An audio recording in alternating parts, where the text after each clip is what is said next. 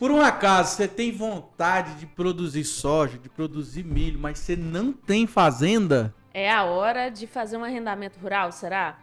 Esse é o spoiler de hoje que você vai ver daqui a pouco. Então, como o Pedro fala, roda a vinheta aí.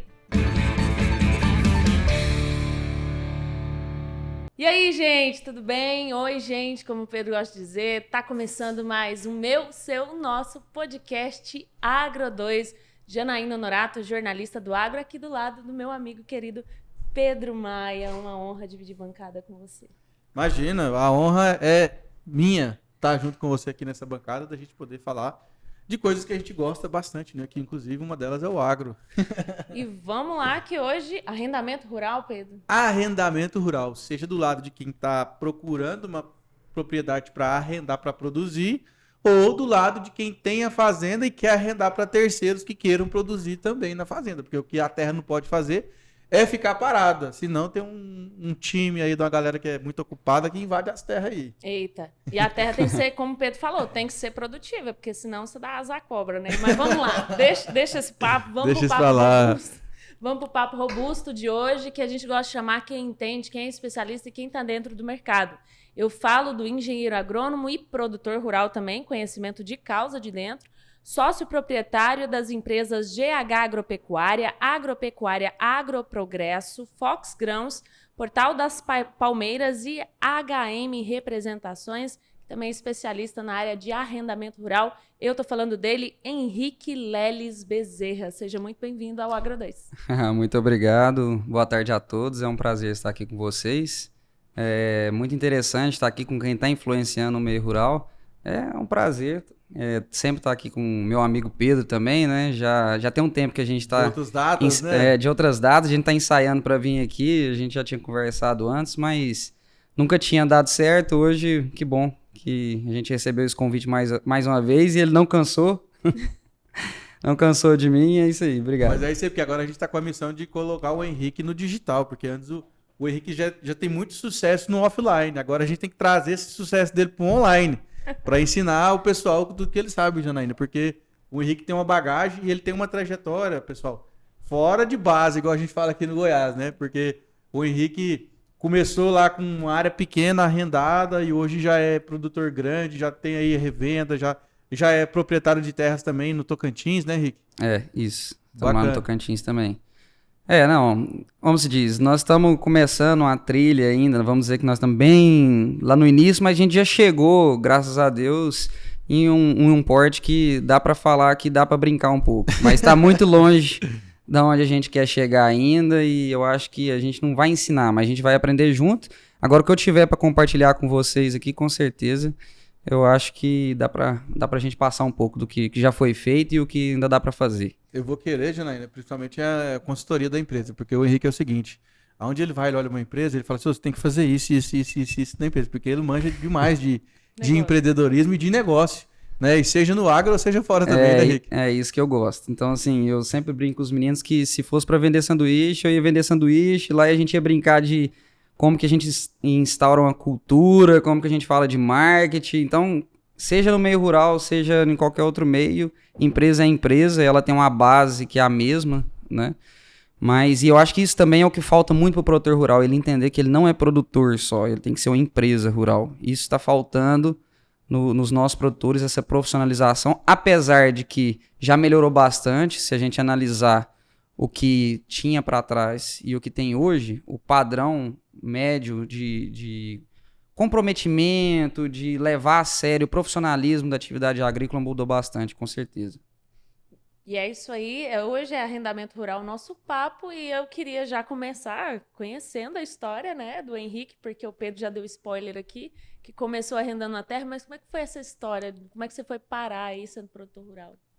Então, primeiro, quando eu formei, logo eu e o meu sócio Gilmar, desde a faculdade a gente já tinha um planejamento de abrir uma empresa, então nós começamos com agricultura de precisão, que é, para quem não conhece tanto, é quase que uma consultoria dentro da área agrícola, só que mais focado na parte de fertilidade do solo e de otimização de recursos. E nesse período, então a gente foi aumentando e foi ficando um pouco mais conhecido e acaba que a gente conseguiu uma certa credibilidade para conseguir entrar nesse meio através de arrendamento, na produção em si, né? Uma coisa que eu acho bastante importante falar para quem está querendo entrar, que tem duas maneiras simples de você entrar e para arrendar para quem está começando. Ou você tem dinheiro para poder bancar essa operação, esse primeiro arrendo, você banca ele à vista, ou você tem que ter credibilidade, né? Então, isso é a coisa um pouco mais difícil. Você vai fazendo isso, construindo, e as pessoas vão te conhecendo, e aí e ainda tem que querer acreditar em você. Eu acho que com tudo, né, cara? Com tudo que a gente vai fazer, se você não tiver grana, ou você tem que ter credibilidade, ou tem que ter alguém com você convencer alguém que seu projeto é bom, e esse cara tem credibilidade, e aí ele te leva junto. Você toca o projeto, mas você usa a credibilidade dele por trás, né? Então, E quando você começou, você só tinha a lábia boa e a credibilidade. exato. Aí a gente construiu aí um curto espaço, aí, uma certa credibilidade. A gente conseguia dar uma visibilidade bacana na nossa consultoria. Então, os projetos bem apresentados, conversava com produtores, a gente sabia do que estava falando. Então, as pessoas já tinham a visão de que a gente sabia o que ia fazer. Então, na hora de você arrendar, isso conta. Porque a pessoa, quando ela vai te arrendar, ela vai arrendar para qualquer um? Esse cara vai me pagar ou não vai? Vai me dar canseira? Vai me dar canseira? Não vai. Se você pagar à vista, ótimo, facilita. Mas e pra gente que não tinha dinheiro para poder bancar? Detalhe, porque quando a gente fala pagar à vista, né, Henrique? A gente tá falando, por exemplo, numa área que seja de 10 hectares. Exato. Nós estamos falando já de uma centena de milhares de reais que a gente tem que ter na frente, né? Exato. Falando hoje, vamos fazer uma conta aí rápida aí de 80... Vamos arredondar para 100 para ficar fácil a conta. 100 sacas por hectare, nós estamos falando de R$1.600 por hectare, né? 1.600. Na verdade, a 160, hoje a soja está bem mais baixa, R$1.200 por hectare, R$120, né? R$1.200 por hectare. Então, 10 hectares já é R$12.000 para ele bancar só o arrendo, fora adubo, fora máquinas, fora todo o restante que ele tem que custear do próprio bolso, às vezes, né? E essa outra questão de credibilidade você leva até mesmo para o banco, porque bancar uma atividade agrícola não é barato. 10 hectares, igual a gente falou, é uma área muito pequena para a gente começar, não dá viabilidade nem para ter máquina. Então, para começar, essa barreira de entrada ela já é muito alta. Você vai ter que começar hoje aí com estimar... Para calcular essa entrada, teria que ser em torno de 200 hectares, calculando aí com um pulverizador de 18 metros, pulverizador de arrasto, para viabilizar você ter esse pulverizador de arrasto. Então, bancar 200 hectares do próprio bolso é muita coisa. Tá doido. Tá? O custo hoje em torno de quê? De 6, 7 mil reais o hectare, né? Você fala de soja. De soja? Vamos fazer uma conta rápida aqui também. Não, pode ser um valor aproximado, só pra gente ter uma noção. Em torno de R$7.200. Vamos lá, 7 mil reais vezes 200 hectares, estamos falando de 1.400.000? Isso. De investimento você tem que ter. Isso. Ou você vai no banco e pega essa grana, ou você desembolsa. Exato. Tem coisas que você não desembolsa naquele momento, tipo colheita, você paga na safra, frete, você paga na safra, que tudo compõe o custo, a renda mesmo, ele não sai do bolso, ele é pago em sacas de soja, é o praxe do mercado, você vai abatendo, mas em torno aí de pelo menos uns 500 a 700 mil reais para bancar essa área aí, você vai ter que ter. Na liga. Na liga. Aí. Tá. E Henrique, e você começou, foi em qual ano? Primeira safra sua? Olha, de lavouras, creio que foi 2015. 2015. Foi do girassol?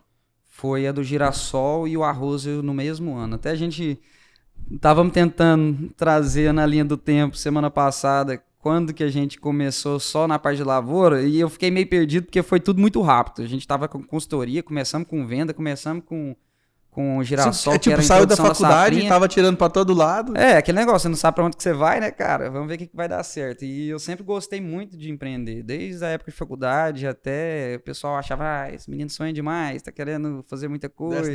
Desce daí. Mas é gosto. Então, eu até tava brincando com os meninos que a questão é propósito. Eu gosto daquilo, pra mim não é trabalho, sabe? Eu gosto de fazer planilha, de pensar estratégia, de pensar em marketing, fazer negociação, isso para mim... Tomar um risco. Tomar um risco. Isso aí faz parte. Empreendedor que não toma risco, né? Eu falo pro Geraldo, meu outro sócio lá da nossa agência lá também, que a gente precisa fazer 20 negócios. 19 pode dar errado, porque aquele que dá certo vai pagar os 19 Vai que deram pagar os errado. 19. Então, né, empreender é muito isso, né, Henrique? O tempo inteiro, né, cara? É clichê demais falar isso, né? Mas aquele Flávio Augusto falando, né, estabilidade não existe. Cara, mas realmente no dia de hoje... Cara, e o engraçado é que é o seguinte, no empreendedorismo, nem só tanto você ser. Muitas vezes a pessoa tem bagagem, mas ela não consegue passar aquilo ali que ela consegue ser. E às vezes não tem tanto resultado por isso. Então, as pessoas têm que entender hoje que mostrar também aquilo que ela pode ser talvez até mais importante do que ela mesmo ser. Olha o tanto de gente que consegue ter sucesso sem ser. Isso é um problema porque lá na frente... A verdade aparece. A verdade aparece. Mas naquele inicial ali, ela rompe e estoura. Faz a dancinha do TikTok. Exato. É isso aí. Então, você conseguir transparecer e mostrar que você está preparado é importante para poder passar essa credibilidade. Isso aí vai ajudar, pensando isso pro lado de arrendamento rural, vai conseguir te trazer credibilidade para poder conseguir uma área, tá? Então, pensa muito nisso, na imagem que você passa na sociedade, como que as pessoas te enxergam. Você é uma pessoa segura para essa pessoa que está te fornecendo essa área? Então, isso tem que estar no radar aí do pessoal. Então, não é só dinheiro, né, Henrique? Não é só dinheiro. E, aliás, ainda tem isso. Tem pessoas que têm dinheiro, mas não têm credibilidade no mercado, por algumas negociações que fizeram. E como a área rural é muito assim... Quando o cara vai arrendar, ele fala assim, você conhece fulano? Você conhece ciclano? Então o nome corre. Será que ele paga direitinho? Será que não paga? Então é aquela, vamos dizer assim, é uma venda do boca a boca. Né? Você está vendendo a imagem no boca a boca, no arrendamento rural, mais do que qualquer outro mercado. Então se você não passar uma credibilidade muito boa, mesmo às vezes tendo dinheiro para bancar, às vezes o cara não te arrenda. E o agro, ele por ser um mercado muito grande em termos de faturamento, ele é um mercado muito pequeno de gente, né, Henrique? Não sei se você já percebeu isso. Mas igual, por exemplo, a sua região lá, Palmeiras de Goiás, né? Aqui, você vê, o agrônomo que está trabalhando hoje em Palmeiras de Goiás, ele conhece gente no Brasil inteiro. Toda hora você ouve falar, fulano estudou com não sei quem, não sei aonde. Então, assim, acho que o maior patrimônio que a gente carrega dentro desse mercado é o nosso nome. Com certeza. Se você deixar ficar sujo aí igual pau de galinheiro... É a coisa mais importante. Entre escolher ter dinheiro e ter nome, você escolhe ter nome. Porque com o nome você levanta dinheiro depois. Agora, com dinheiro, você pode fazer uma jogada errada, ele acaba. O tanto de gente que, com credibilidade, conseguiu se levantar depois de um problema financeiro. Né? Então, ou tanto de gente que só com o nome conseguiu fazer muita alavancar fortuna, né? Muita alavancar, coisa. Né? Tem um cara famoso aí, né? O Eike Batista, não é mesmo? A história da OGX lá. Não, se você pegar a história das grandes aí, todo mundo fez isso, né? Então, as grandes empresas aí conseguiram alavancar com isso. Passando essa credibilidade e trazendo alguém que acredita. Arrendamento rural é a mesma coisa. A pessoa que está te arrendando, ela tem que acreditar que você vai conseguir. E nas primeiras áreas nossas que a gente conseguiu, eu sou muito grato ao seu Júnior, por exemplo, lá de Firminópolis, que nós éramos novos, então éramos, assim, relativamente novos. A gente tinha 21, Nossa, bebê. 21. E acreditou na gente para arrendar essa área lá. Que tamanho que era a área? 170 hectares. 170 hectares. Imagina o cara chegar lá com Começou 21 assim, anos. 170 não é um número pequeno, né? Nós começamos com 50, mas foi uma área da avó, do sócio nosso. Olha para você ver outra complicação. É difícil até convencer os próprios familiares, a maior dificuldade. Então, o nosso Meu sócio... filho, onde você tá entrando? Ele tinha área produtiva ali, exato, pra gente poder arrendar, mas não, nós conseguimos ali 50 hectares e foi difícil conseguir convencer a arrendar pra gente esses primeiros 50 hectares. Dali pra ali, a gente já viu que não conseguiria crescer mais ali, partimos para tentar conseguir outras áreas. E aí foi que a gente encontrou o Júnior e acreditou, nós arrendamos esses 170 hectares dele lá. E aí você começou com esses 50 hectares aí, esse primeiro, e deu certo? Como é que foi? Deu certo. Não, primeiro ano a gente começou com arroz, levamos uma pregada logo no primeiro ano. Isso aí, cara, ele tomou as economias nossas que a gente tinha de um ano, porque a agricultura é assim, né? A receita nossa, ela entra todo em um ano para quase todas as áreas da agricultura é assim. Então, quanto você recebe na próxima safra? Você trabalha o ano inteiro para receber na próxima safra. Então a gente recebeu, pegou isso, começou a trabalhar com lavoura, foi quando a gente entrou, e nesse ano deu uma estiagem. Na verdade, começamos o plantio, deu muita chuva. O que aconteceu? Área gradeada, primeiro ano, o arroz não nasceu direito. Nasceu 60% das plantas. Depois que nasceram, veio uns 30 dias de sol, de estiagem, e nós perdemos aí mais uns 20, 30% de plantas. Sobrou muito pouco, sobrou 30, 40% das plantas. E ainda tivemos problema com elasmo, justamente nessa seca. Então, a produtividade nossa foi 30% do que a gente esperava que fosse. Aí sabe? Aí fumo. Tomou as economias do ano do escritório, que tinha sido muito bom, né? O escritório de agricultura e precisão, a gente pegou o dinheiro e colocou nessa lavoura e a gente acabou perdendo esse dinheiro.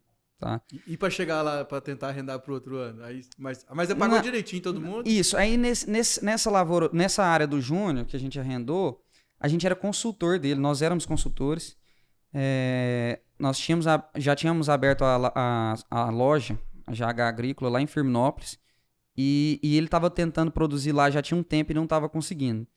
E acabou que ele resolveu que estava cansado e como ele conhecia a gente, via que a gente tinha noção daquilo, ele acreditou na gente. Então, somos muito gratos por ele, porque não é todo mundo que faz isso, não. Mas a gente sempre brinca que quando você está preparado e a sorte ou alguém que acredita em você aparece, é a hora que você consegue subir, né? É a hora que você consegue construir alguma coisa. Então, independente de qualquer coisa que você faça, você tem que conseguir passar uma credibilidade para que alguém acredite em você, em qualquer coisa. Você vai abrir um supermercado, você vai fazer um podcast, igual vocês estão fazendo aqui. Alguém tem que acreditar no seu projeto, de alguma forma, tá? Tem que ter network, né? Tem que ter uma lista de contatos, né? Muito mais do que qualquer outra coisa. Né? Exato. Exatamente. Mas eu não gosto muito de fazer dessa palavra, network. Networking. Eu gosto de fazer amigo. Relacionamento. Eu gosto de fazer amigo. Porque network fica muito interesseiro. Né? Tipo, eu só quero ser amigo dele porque eu quero fazer negócio com ele. Exato. Tem que ser um negócio mais transparente, mais pro lado da amizade mesmo. Exatamente. Né? E é um ajudando o outro, né, na verdade. Porque vai surgir a oportunidade de você ajudar e a oportunidade de você ser ajudado também, né, nesse mercado. No agro é muito isso. No agro é muito isso. Ainda mais vizinho ali. Você tem uma máquina que o seu vizinho não tem, o seu vizinho tem uma máquina que você não tem, e aí às vezes a gente troca serviço, um ajuda o outro e vai embora. E aí, beleza, Henrique. Deu fumo lá esse primeiro ano aí dessa lavoura, e no outro ano vocês tentaram de novo. Isso. Aí no outro tem aqueles ano... pessimistas que eu odeio, que pessimista é o seguinte, você fala que vai fazer as coisas, não sei o que, não sei o que, não sei o que. Aí dá errado. Tá vendo? Eu falei que ia dar errado. Nossa, eu tenho uma raiva disso. Eu falo que é os inimigos da resiliência. Nossa senhora, você quer me matar. Isso é o que a gente mais escuta. Cara, e assim, uma preocupação que tem que ter também, foi sempre uma preocupação nossa, essa questão da credibilidade, foi que mesmo tendo essa quebra, a gente foi lá e honrou um compromisso de todos os pagamentos nossos no dia. Arrumamos dinheiro, não tinha o dinheiro no dia, arrumamos, fomos lá e bancamos para poder gerar, como se estivesse gerando um crédito para a próxima safra, vamos dizer assim. Porque se você não pagar, ali você já perdeu. Já perdeu. Então não tem como você voltar, o seu nome corre, ninguém te arrenda mais. Aí lascou. Então essa tem que ser uma preocupação, pagar em dia, tá? Pra justamente essa questão da credibilidade que a gente falou. E aí o Júnior te abriu de novo pro ano seguinte. Sim, aí, não, mas quando a gente teve esse prejuízo com arroz, no outro ano a gente abriu soja nesses 50 hectares e foi aí que a gente abriu os outros 170 do Júnior, tá? E aí nós tivemos lucro nesses 50 hectares com a soja. Com a soja. Abrimos a soja em cima da área de arroz. Aí respirou aliviado. Aí deu uma respirada e aí deu um fôlego pra gente abrir essa área do Júnior lá. Aí ele abriu mais 170 pra você, e aí hoje vocês estão plantando quantos hectares? Hoje nós estamos com 1.750 hectares. 1.750? Pra arredondar, mais ou menos 1.760. Naquela região ali? Não, a gente tá em Palmeiras, Nazar, Firminópolis, Turvânia, Senador Canedo e Brejinho de Nazaré, Tocantins agora. Regional. Todas as áreas arrendadas. Só a área do Tocantins que é área própria.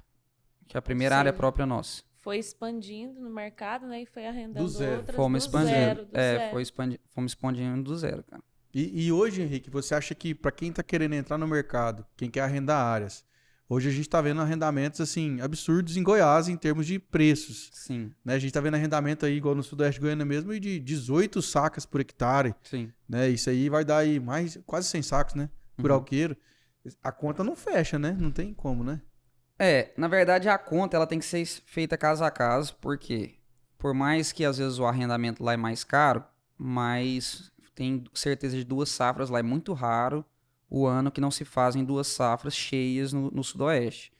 Então, por exemplo, produtividade de soja tá bem parecido. Não vou falar que lá é mais, produz mais do que a região que eu estou trabalhando e que eu contei para vocês aí, não. Em torno de 70 sacas, 75 sacos é normal colher nas 2 regiões, é em torno disso aí. Agora, milho, enquanto a gente colhe 100 sacas no ano muito bom, de média, tá? Não falando de média. Tem áreas que colhe 140 sacos? Tem, as primeiras áreas colhe. Quando você fecha a média, vai fechar em torno de 100 sacas, é o normal padrão da região, porque as últimas áreas nós vamos colher 70, 80 sacos, então acaba O que custo fecha de nisso. 30, 40 sacas. Não nos últimos anos, no último ano, aliás, desculpa. No último ano, 70 sacas de custo, tá? Para milho. Por causa do adubo, né? Isso a gente tem que falar, isso varia muito de como que a pessoa faz a conta. O produtor tem mania de achar que custo de lavoura é insumo. É semente, é defensivo, é adubo, óleo diesel, funcionário. Tá? Assim, o básico. Ele não consegue enxergar, por exemplo, o custo de um financiamento, né? Custo financeiro, né? Custo financeiro, custo de imposto, ele não coloca na conta. Então, quando ele faz o custo administrativo, o custo que ele paga de cartório, cara, tudo isso tem que estar na ponta da caneta e isso toma muito dinheiro. Então, o que o produtor olha, ele olha para 40% do custo, que são insumos. Quando muito, 45%, que ele olha ali outro insumo, que é um óleo diesel, mas na minha conta ela entra no operacional. E, na verdade, todo o restante é 55%, 60% do custo. Então, Olha aí, cara. então, ele não sabe exatamente quanto ele está gastando. Esse é um dos grandes problemas da atividade rural. A maioria das pessoas com quem eu conheço, com quem eu converso, ela não sabe. E até os mais tecnificados, tá? Porque não leva como sendo uma empresa rural mesmo. Porque a agricultura, nos últimos anos, ela tem muita margem para queimar. Então tinha 20%, 30% de margem para poder queimar e qualquer erro que tava ali, dava erro de 5%, passava. Agora nós falamos na última safra aí de 10% de margem. Apertou? Errou 5%, tomou 50% do lucro. Então aí começa a preocupação. A pessoa tem que fazer a conta mais assertiva. E voltando ao assunto do Sudoeste, então lá se fazem 2 safras, uma ou segunda safra aí de 140, 130 sacas, é uma realidade bem diferente da nossa. Então o arrendamento é caro? É caro, depende. Né? Tem arrendamento barato, a gente está com área no Tocantins, pagando 3 sacas de arrendo. Mas as primeiras áreas lá colhendo 45, 50 sacas, contra 70 de cá. E aí? É caro ou é barato? Tudo tem que fazer a conta. Então, área do Mato Grosso. Tá mais barato, só que aí no Mato Grosso aí você já vai ter FETAB, que é outro custo de imposto. Agora, se bem que aqui em Goiás agora também temos Fundeinfra, né, que vai ser assunto para vocês de outro episódio de vocês. Mas tem outros custos também no Mato Grosso, custo logístico, que com certeza é bem diferente do que o de Goiás, que é mais centralizado. O Mato Grosso está mais longe dos portos e isso tem que fazer a conta de como que isso afeta o preço da commodity, como que afeta o preço dos insumos para chegarem até lá, tá? Então, a conta, ela tem que ser realizada caso a caso. Quando nós fizemos a conta para ir para o Tocantins, era mais viável do que é hoje. Hoje, Goiás, com o arrendo mais caro que o Tocantins, está mais viável do que o Tocantins. Então, caso a caso, a gente tem que analisar, tá? E isso também tem que prever até mesmo essas alterações do mercado. E falando de mercado, Henrique, essa parte junto com a Fox Grãos aí que vocês manjam bastante, né? Principalmente de gestão de risco, né? Isso. Hoje, você acha que é uma deficiência do produtor muito grande essa questão de fazer o travamento de preço? Porque primeiro ele tem que saber o custo para ele poder fazer um hedge bem feito, né? Exato. Essa é a próxima etapa, eu acho, para a profissionalização do produtor. Então, a gente tem que, primeira coisa, tratar a produção rural como empresa, né? Então, analisar bem custo, analisar bem quem são seus funcionários, a forma que você contrata, a forma que você lida com eles, tudo isso tem que ser analisado. e a parte de comercialização, ela tem que ser muito levada em consideração. Por quê? Porque ele é o total da receita da atividade e é negligenciado. O produtor, a maioria olha muito preço de glifosato, preço de MAP, preço de cloreto, ele dá muita atenção para isso, tá? Quem é da atividade rural, quem é da área de soja e de milho vai entender o que eu tô falando. Mas isso faz muito pouco representa muito pouco do que é realmente o custo, tá? Então, ele tem que se preocupar com a parte maior do negócio. E às vezes ele não tá olhando para isso. Tem que tomar cuidado com isso. E o preço da commodity, ele é o total da receita da atividade. Então, se ele diminuiu 10% do preço da commodity, diminuiu 10% da receita. Do custo manteve, né? E o custo manteve. Porque já tá a semente no chão, né? Exato. E aí, se ele tá trabalhando com a margem aí de 20%, perdeu 10%, ele perdeu 50% do lucro dele. Então, essa gestão de risco ela tem que ser feita. O produtor tem que se profissionalizar, tem que aprender as ferramentas, tá? Tem que conversar mais entre si, o que um está fazendo, o que o outro está fazendo, porque isso movimenta o mercado. O mercado ele é feito na base do que as pessoas acreditam que vai acontecer. Então, se as pessoas acham que alguma coisa vai subir, todo mundo está com esse sentimento que vai subir, realmente vai subir. Aí todo mundo vai lá e compra, oferta e demanda. Exato. Se todo mundo acha que as coisas vão baixar de preço, realmente vai baixar de preço. Então, conversar entre si para saber o sentimento é importante. O Pedro até tá num grupo que eu tô da faculdade, né? Deve ter uns 200 agrônomos lá, o Raiz Agro lá e o Network. Lá eu mando muito justamente isso, perguntando, galera, e aí, o que vocês acham? Como tá o mercado aí? Vai subir, vai cair? Já estão definindo os insumos para a próxima safra? Para quê? Para ter esse sentimento do mercado. O que o mercado vai fazer, o que não vai. Eu tenho uma lista aqui de alguns amigos que são produtores referências nas regiões e eu dou uma ligada para eles aí, cara, o que você está fazendo? Já está travando? Não está? Para dar essa sentida para poder não errar nas negociações, tá? Então, nos últimos anos, isso fez muita diferença. Tentar acertar mais, né, nessas negociações, principalmente de venda de grãos, que é muito negligenciado. Até porque também o produtor, ele tem muita coisa para fazer, cara. Ele tem ao mesmo tempo. Muita coisa para fazer ao mesmo tempo. Então, e também, quando ele está ali no meio rural, que ele passa a maior parte do tempo dele ali, ele está na lavoura, ele não tem muito acesso à informação.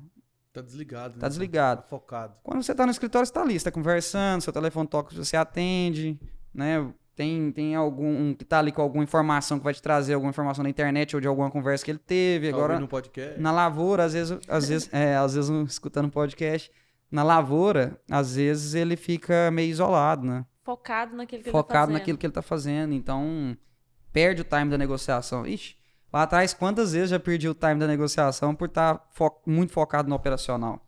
E aí que a gente tem que entender que a gente tem que melhorar essa gestão para poder justamente conseguir ter mais tempo para gerir mesmo o negócio. Então, temos que focar em melhorar a gestão para poder deixar cada vez mais o operacional. Porque se você estiver focado naquilo ali, você não tem tempo para poder resolver essas questões mais estratégicas. Bacana. E quando arrendar, assim, se você fosse dizer para quem está nos ouvindo, né? Qual que é o momento certo de arrendar? Se é que existe um, né? Para quem está começando ou para quem já está na área? Para quem está começando, nesse caso. Para quem está começando, olha, não existe momento certo, mas eu acho que escutar principalmente quem já está na área e sentir o mercado, fazer conta de gastos, principalmente conversar com as pessoas. Cara, quanto está custando um hectare de soja hoje? E fazer conta de rentabilidade, se der viabilidade, entrar, né? Entra na atividade. É isso, tem que acreditar de cabeça. A agricultura ela não vai diminuir, porque as pessoas precisam se alimentar, ela vai continuar crescendo, só que é um mercado ingrato. Então, nós estamos dependendo do clima e como é uma commodity, nós somos tomadores de preço. Então, é diferente de um carro que o produtor, ele vai... o produtor não, desculpa. O dono do carro ele vai lá e põe o preço que aquele carro vale. Na commodity ele não tem como fazer isso. Ele é tomador de preço. Então a Fox ela até vem com uma proposta diferente para a gente tentar fazer isso no mercado. Nós queremos fazer o quê? Fazer com que um produtor saiba colocar o preço no seu produto. Porque hoje nós somos totalmente tomadores de preço. Como é que é o produtor, ele pergunta quando ele vai comprar quanto que é, e quando ele vai vender, ele pergunta quanto você paga. Exato, exatamente, é isso. Então, é muito ingrato esse mercado. Então, tem que analisar bem o custo, ver projeção, para saber se realmente quer entrar nisso, tá? Agora, tem vantagens também do agro. Primeiro que qualquer volume que você faz é um volume muito alto. Então, não dá para reclamar. 10% de 1 milhão é 100 mil, né? Exato, as pessoas estão ganhando dinheiro. Outra coisa, tem crédito, tem subsídio, tem um incentivo do agro. E, principalmente, tem uma estrutura forte já no Brasil. Então, tem muita assistência técnica, tem muita empresa já comercializando, tem liquidez no seu negócio. Diferente de... Nós acabamos de citar o do carro. Às vezes, você vai colocar um carro para vender que vai ficar 30 dias para vender o carro. O grão, não. Você vende a hora que você quer, dependendo do preço. Então, a liquidez é muito mais alta. Tá? E quando não tem liquidez no mercado, você consegue, às vezes, fazer um travamento de bolsa, um hedge, que a gente estava falando mais cedo, trava esse preço e depois você vende lá na frente a hora que o mercado estiver mais aquecido, mas o seu preço ficou garantido. Agora, Henrique, explica um pouco esse hedge aí, até para quem está escutando. É uma operação pura e simplesmente financeira, Certo. ou ela tem entrega física de produto? Certo. Olha, primeiro a gente tem que entender como que o mercado funciona, tá? O comprador, no geral, ele utiliza tanto Chicago, que é as bolsas de Chicago, ou bolsa brasileira, B3, para poder fazer as suas operações de travamento. Por quê? Ele tem lá em janeiro, fevereiro, março, ele tem que definir o preço do produto dele até o final do ano, Por exemplo, a Ambev, ela tem que saber quanto que vai custar a cerveja dela no final do ano.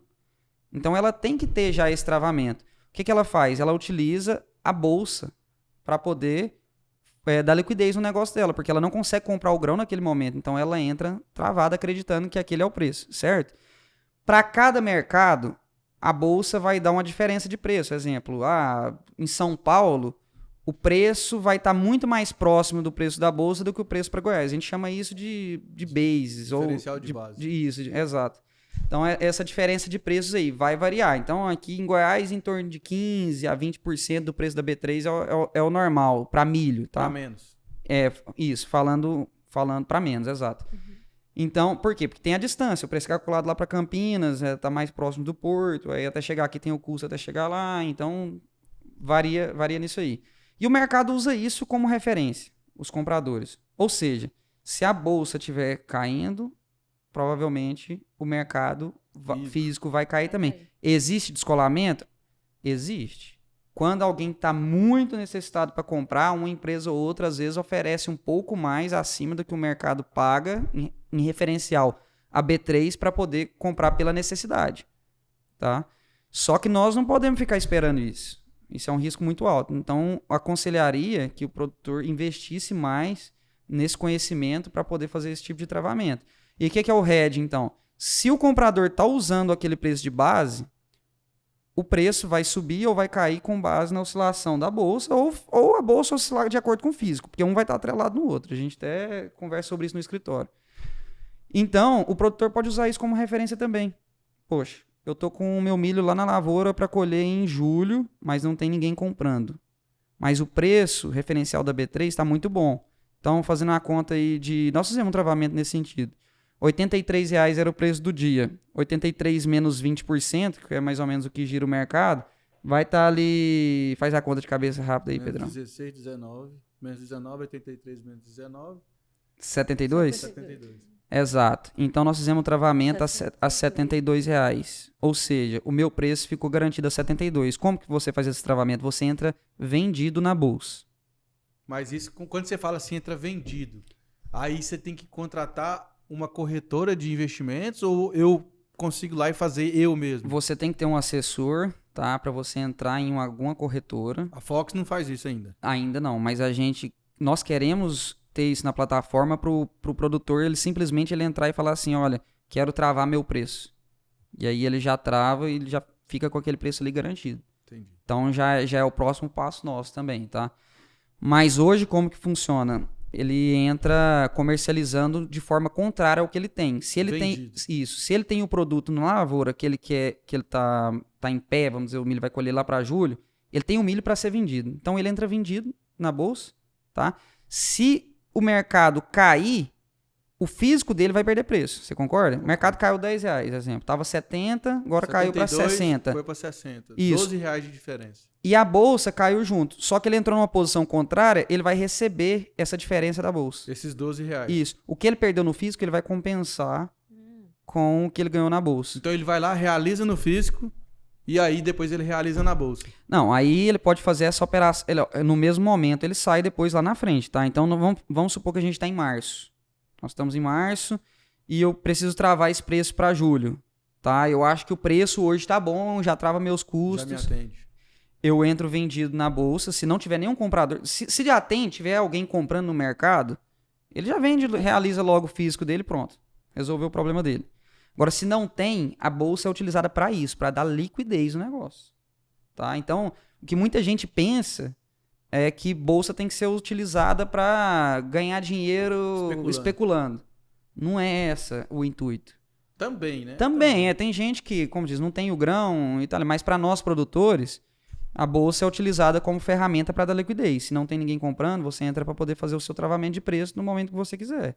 É igual o seguro do carro, né? É igual um seguro de carro. Aí você dorme tranquilo. Se o preço oscilar... Exato.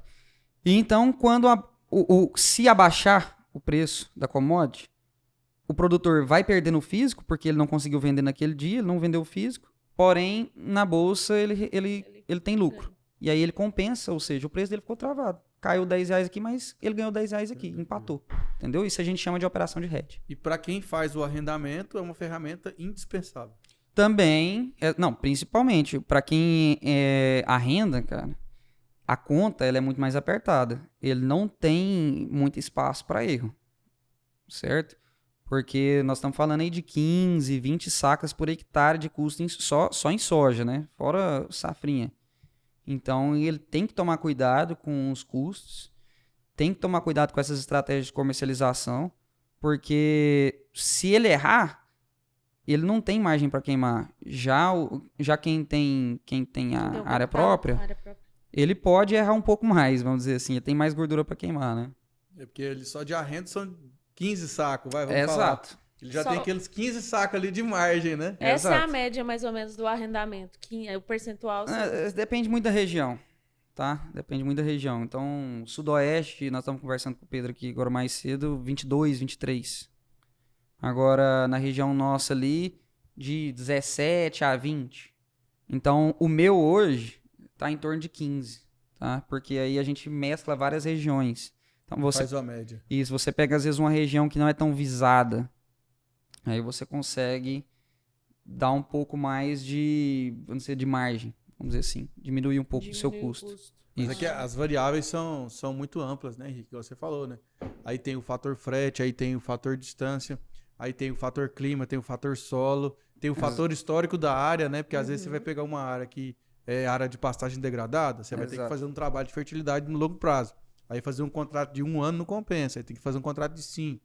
Exato. É um ano que você ganha, pro outro que você perde. Enfim, é não, assim, né? E mesmo com todas essas variáveis muito mais complexas do que o mercado tem no geral, aí, atividade comum, o produtor ainda não conseguiu entender que ele tem que profissionalizar o negócio dele para ser uma empresa rural. Você fala uma empresa com processo, cultura... Com processo, com cultura, com gestão de custos, com contabilidade, com advocacia, tudo. Tudo normal. Jurídico. É porque assim é muito comum, né, o produtor? Estragou a peça. Não, corre lá na cidade, vai lá e pega lá, depois eu acerto. Esse é o padrão do mercado. Né? Tipo, não, ó, dia de comprar é dia tal, dia de pagar é dia tal. Exato. Dia de vender é dia tal, né? Que a gente tava até com planejamento tributário aqui, ó. Tem data para vender fazenda, tem data para arrendar fazenda, tem data para tudo. Então não vai investir aí sem saber a data, não, porque isso vai dar ruim. Legal. Henrique, agora eu queria que você contasse. Nós temos tempo ainda, né, Janine? Temos. Eu queria que você contasse, cara, aquela história, quando você tava lá em Palmeiras, ainda que você era consultor, que você chamou 6 no peito lá de um produtor lá e falou pra ele plantar sem adubo. Então, Tem lógica, Janaína. Será que o produtor foi na dele? Eu quero escutar essa Ele me história. contou essa história, assim, Pedro, eu nem dormia. essa história foi... Se quiser, não precisa falar o nome não, tá? Não vou falar o nome do produtor, não. Porque ele é famoso. Ele é famoso. Então, assim, quando nós estávamos começando como consultores de agricultura de precisão, a gente estava estudando bastante e tivemos confiança para poder passar essa indicação para ele, porque realmente as áreas dele estavam bastante corrigidas. Só que não era um praxe do mercado, a agricultura de precisão era um negócio começando, não tinha tantas empresas. Para ser sincero, eu conhecia uma empresa só de agricultura de precisão no estado de Goiás inteiro na época. Então, era pouco difundido. Hoje, tem várias empresas de agricultura de precisão, devem estar fazendo isso a rodo aí para quem pode, principalmente no ano de custo tão alto, deve ter muita gente fazendo isso. Mas na época não era praxe. Então, quando a gente viu que a análise dele era muito boa, nós indicamos para ele, olha... Indicamos não, comentei com ele. Falei, olha, sua área está muito bem corrigida, tão boa, que dava até pra gente plantar sem adubo, se quisesse. Aí ele, é? Falei, é. Então vamos fazer. Aí eu dei aquela amarelada. Deu aquele frio na barriga assim, aquela dor Cara, assim. aí eu tentei convencer ele de tudo quanto é forma de nós adubarmos, pelo menos com a manutenção. A manutenção é o que a cultura precisa, pelo menos para ela se sustentar ali naquela safra, tá? É o que ela vai exportar, vamos dizer assim, para não perder os níveis do solo. E ele, não, o ano tá difícil, era um ano de crise também. O ano tá difícil, vamos... Você me disse que a gente pode fazer, que vai dar certo, vamos fazer. Você falou, não, mas peraí, não é assim também, né? Mas aí é aquele negócio, mas não pode amarelar, né? Tentei convencer ele, mas não deu não. Então vamos, bateu no peito e fomos. Pronto, plantou sem adubo. Quantos hectares? Nossa, era muita área, hein? Era muita área pra época. Não, só pra gente ter uma ideia, só pra Porque gente ter também uma ideia. o padrão de produtor mudou, mas era 400 hectares que era só da porta da fazenda dele. Ele plantava muita área, plantava quase 2.000 hectares na época. Hoje deve estar com seus 5.000 hectares aí, mas na época Coisa de 12 bilhões de investimento. então muito é dinheiro, pouquinho, né? é pouco dinheiro. E aí ele plantou essa área sem adubo. Eu passava todo dia na porta da lavoura dele, olhando para ver se estava desenvolvendo bem ou não, e comparava com as outras, calibrava o olho nas outras lavouras. Nossa, parece que esse negócio não está desenvolvendo tão bem. Não dormi nada. Foi uma safra sem dormir direito. Falei, esse negócio vai dar pau. Já era meu nome, já era minha credibilidade no mercado. E assim, inexperiência, vamos dizer. A gente confiava na técnica, mas não tinha a prática para falar que realmente funcionava, vamos dizer. Mas a gente estudou bastante para poder dizer isso, que eu podia fazer que funcionasse. Porém, nunca tínhamos feito. E aí plantamos sem adubo essa área. E ele produziu 63 sacos na época, 62, 63. Por hectare. E pra época, era muita produtividade, 62, 63. Era quase 10 anos atrás, né? Era acima na média, né? Era 9 anos atrás. Média nacional, 50 sacos. Isso, era muito acima. Então, ele produziu muito bem. E acabou que nosso nome depois correu na rua, que a gente sabia fazer, que tinha plantado e tinha dado certo, plantado sem adubo. Antes de colher, todo mundo falava assim, fulano vai quebrar. Por causa de que tem uns rapazes lá, uns doidos lá, que indicaram pra ele plantar sem adubo, ele foi e plantou sem adubo. Vai quebrar. E depois que deu certo, aí já foi o contrário. Aí já foi muita gente atrás da gente. Atrás. E não conseguimos nem atender a demanda toda que tinha, porque o nosso maquinário era pouco, a verba era curta pra gente adquirir outro maquinário. E acabamos fazendo só o limite. Mas foi. E aí surgiu a bagagem, tá vendo? Não, agora tem confiança de arrendar a área. É o tal do depende, do teste, né? Muito teste, né? É o tal do depende. Mas o bonito do agro, né? Não só de agronomia, mas que eu falo assim, porque a gente fala muito de agronomia aqui, né? Não sei porquê. Mas Por quê, né? do agro, de maneira geral, é isso, né, Henrique? Não existe uma receita pronta pra tudo, né? Não existe receita. É isso. Eu acho que isso que torna apaixonante. Exato. Cada caso é um caso.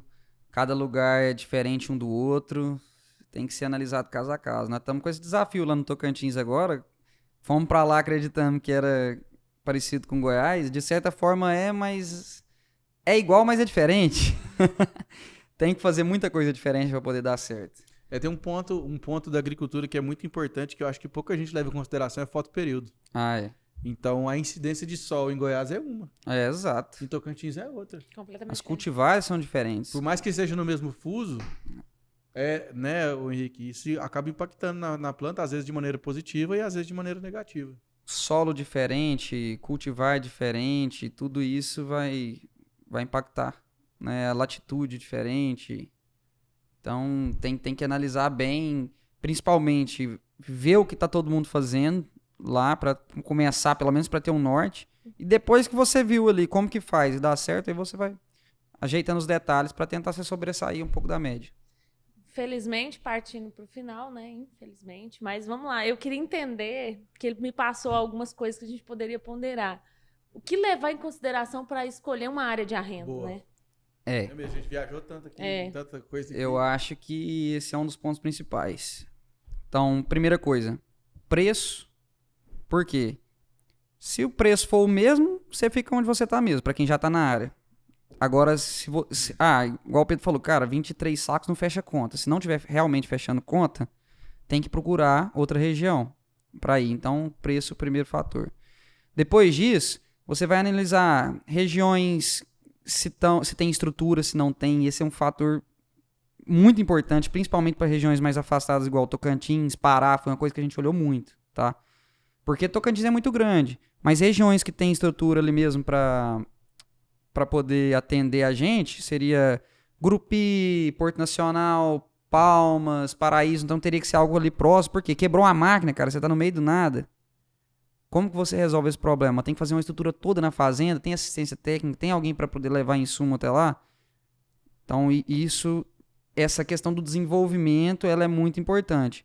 Porém, casar isso com preço é que é o difícil. Porque geralmente, por que Rio Verde é mais caro? Porque é mais desenvolvido. Então produz melhor, né? Já tem mais assistência. Você gritou socorro, vem 30 agrônomos. Exato, então tem mais estrutura, todo mundo quer estar ali porque é pela facilidade. Agora você vai lá pro meio do Pará, 200 km da próxima cidade que tem assistência técnica. Você estragou a máquina, demora 3 dias pra você conseguir arrumar. Então isso tem que ter, tem que pensar, tá? Região de concorrência. Você vai entrar na onde tem estrutura, mas não quer ter concorrência. Tem que pesar isso também, tá? Porque, querendo ou não, o produtor vai competir um com o outro ali em algum momento. Se você já entrar num lugar onde já tem muita gente grande atuando, o arrendador, para quem que ele prefere arrendar? Nós não falamos de credibilidade? Preço a preço, ele prefere arrendar para quem já está ali no mercado há mais tempo, que corre menos risco dele não pagar, vamos dizer assim, tá? Então, infelizmente, é mercado. Então, para quem está começando, é bom procurar regiões menos concorridas, pensar nessa questão do custo e olhar também principalmente para essa parte de infraestrutura da região, distribuição de insumos, tá? Tudo isso é importante. Tem outros pontos também para a gente ponderar, mas eu acho que esses 3 aí são os principais, é o grosso. E dentro do contrato existe tipo um formato, a gente estava até conversando antes, eu e o Pedro, que existe o arrendamento e existe a parceria, né? Se compensa, se não compensa, que formato de contrato fazer. Exato. Olha, para esse ano, que nós estamos falando de um ano muito complicado, talvez é um caso até de se estudar essa volta da parceria. Até algum tempo atrás, não compensava muito para o arrendante fazer dessa forma, porque quem produzia estava ganhando mais do que se ele fizesse na parceria. Era melhor ele pagar o arrendo e ele ficar com a diferença, certo? De um tempo para cá, já ficou de igual para igual e agora está ficando bem mais dinheiro no bolso de quem arrenda do que de quem arrenda, no caso assim, do dono da fazenda, do que de quem está produzindo. Então a pessoa fica com todo o risco do trabalho e todo o risco financeiro e está ganhando bem menos ou até nada para essa safra, para essa próxima principalmente, tá? Então pode dar uma estudada nessa questão da parceria para poder reduzir. Porém, a parceria você participa do lucro, prejuízo? Cada contrato você pode fazer de alguma forma simples, né? Mas assim, no nosso caso mesmo, já estudamos para poder, a gente entrava com máquina, com bancar os insumos, com assistência técnica, com toda a administração, e a pessoa entrava só com a terra, e olha, resultado, tantos por cento é seu, tantos por cento é meu. E geralmente meio a meio? Depende da região, tá? Agora, de um tempo pra cá, o arrendador também, ele tá meio retraído para poder fazer esse tipo de coisa. Por quê? Muita gente foi pro agro. Então, muita gente pagando muito bem pelo arrendo. Então, oferta e demanda, né? Questão da oferta e demanda. Se tem muita gente pagando, para que ele vai fazer sistema de parceria? Agora, com essas complicações agora para a próxima safra, pode ser que seja um novo caso a ser estudado, porque tem gente querendo arrendar, o arrendador querendo arrendar terra, porém o produtor vai estar mais retraído para poder entrar em uma nova área no próximo ano, que é um desafio muito grande para a próxima safra. Show de bola. E assim, a gente já até citou sobre crédito aqui, mas de forma assim, bem direta, eu queria que você explicasse. Tem alguma forma, um crédito específico para isso, né, Pedro? Eu quero arrendar, como que eu faço para poder conseguir, além de alguém acreditar em mim? Como que eu faço para conseguir um crédito? O cascalho. Para eu conseguir investir na terra, né? Certo, então, credibilidade, nós falamos lá no início e vamos voltar aqui. O banco também tem que acreditar em você.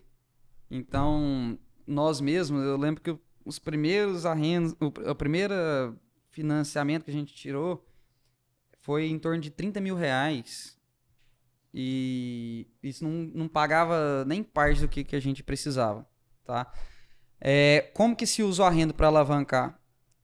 O arrendo, o contrato de arrendo serve para você levar para o banco e falar, olha, eu tenho capacidade de pagamento de tantos hectares. O banco ele leva em consideração isso. Mas ele também leva em consideração seu tempo de atividade, se você tem garantia real ou não. Tudo isso são quesitos para você entrar como um rating A ali do banco, um rating B, o risco que o banco está tomando de estar te emprestando ou não. Então, é importante você já estar no mercado há mais tempo. Porém, se você não consegue, vai lá no banco, faz um relacionamento e pelo menos o que ele conseguir te liberar de limite de crédito, você tira. Para poder ir movimentando. E mostrar que você consegue pagar ele. Que consegue pagar. Você é um bom pagador. Isso vai aumentando sua credibilidade. E aumenta o crédito posteriormente depois, né? E aumenta o crédito, tá? Quando você leva uma área lá de 100 hectares, por exemplo, ele já faz o seu limite de crédito baseado nisso. Aí ele vai te liberar o crédito com base no tempo, nas garantias que você pode dar para ele. E aí ele pode liberar 30% desse limite, 40% desse limite. Entendeu? Até porque chegar a 100%. Isso, é o risco que ele está disposto a correr com você. Entendeu? E aí que entra a questão da credibilidade. Agora, para casos em que você não consiga tirar esse financiamento, tenta alavancar crédito com as próprias distribuidoras de insumos, através das trocas. Então, você vai fornecer ali uma CPR com o seu contrato de arrendamento rural, tá? Você vai comprovar, olha, eu produzo tantos hectares, vou produzir tantos sacos de soja. Você vai e cede uma CPR para ele daquela área e troca isso em insumos. É outra forma de alavancar crédito no mercado. Essas são as duas principais. Tem inúmeras outras formas de alavancar crédito, mas essas são as duas principais. Eu acho que vale a pena a gente falar aqui. Show de bola. A gente viu que o Henrique vale a pena arrendar, mas eu queria ouvir da boca dele, assim, pra gente encerrar a última pergunta. Vale a pena arrendar? Ah, com certeza. Ninguém começa do zero comprando uma terra. Quem quer entrar na área de agricultura não tem como. É muita grana para você investir ali no início. E às vezes até para quem já está na área, ele usar o dinheiro dele aplicado em outra coisa talvez seja mais rentável do que comprar a terra. Porque se você fizer a conta do arrendo, a gente acha muito caro o arrendo, mas ele remunera muito pouco quem é o dono da terra, tá? Então quem tem ali R$300 mil por alqueire, quando você faz a conta de 20 sacos por hectare, que é um arrendo alto, ali vai dar 0,3% ao ano. Não, é 3% ao ano, certo? Vai dar 0,3% ao ano. mês de retorno. É um retorno muito baixo, pensando em outras atividades que tem no mercado. Até na renda fixa, né? Aí nesse último ano a terra valorizou muito, aí leva em outras considerações também a rentabilidade, mas pensando só em um aluguel, vamos dizer assim, é uma rentabilidade baixa. Então, é importante e não temos esse dinheiro todo para começar lá em cima comprando área, então tem que se começar arrendando, tem que tomar risco, tem que ter coragem e tem que estudar muito para poder entrar também. Não adianta entrar de barriga verde, não. Cola em quem já está na área, não entra não. Porque é uma atividade muito boa, remunera bem, mas é uma atividade de risco. Show de bola. Eu tô aqui na ponta do lápis aqui, ó, a consultoria do Henrique e dos sócios dele, @foxgrãos, vai lá, segue lá, @Henrique com H normal, 2 underlines seguidos, Leles com 2 L's nos últimos, Leles, @GH_agropecuária e @agropec _agroprogresso, não é isso aí? É isso mesmo, isso aí é algumas das redes sociais das empresas da qual eu tô fazendo parte como sócio proprietário. Nós vamos ter que depois marcar um outro podcast para falar das outras empresas aí, dos outros negócios, porque, né? Ele falou assim, eu não vou passar os arrobas de todos não, porque senão vai dar muito trabalho Não para vai ler caber tudo. no podcast. Uns 40 minutos. É isso. Henrique, obrigado, viu? Valeu. Por você ter vindo. Obrigado. Muito obrigada. Obrigado vocês Muito pelo convite. esclarecedor. Tá? Eu gostei bastante. Espero que a gente possa estar aí de volta em breve em algum outro assunto. Assunto tem demais, né? Com a Infinito. gestão, marketing, enfim. E se você ainda não é inscrito no nosso canal, se inscreva, ativa o sininho. Tem mais de 170 episódios aí de podcast para você aprender mais sobre o agronegócio. Também aí liderar, nortear os seus negócios. Tem também o nosso @ nas redes sociais, @portalagro2 em todas as redes sociais aí que existem. A gente tá presente. Tem o meu @ também, vai lá, me ajuda lá, @Janaína, com 2 As no final, Honorato, começando com H. E tem também o melhor @ de Goiás, que é? @por Pedro Maia. Pode seguir lá, que é sucesso. É @goiano mesmo, por Pedro Maia. E é isso, espero que você tenha gostado. Se não entendeu ou teve alguma dúvida, rebobina, ou vai aqui no final do podcast, pega o @ do Henrique, vai lá e dá uma perguntada no direct que ele vai sanar suas dúvidas. É isso, muito obrigada pela sua participação e por nos ouvir até agora. Tchau, tchau. Beijo!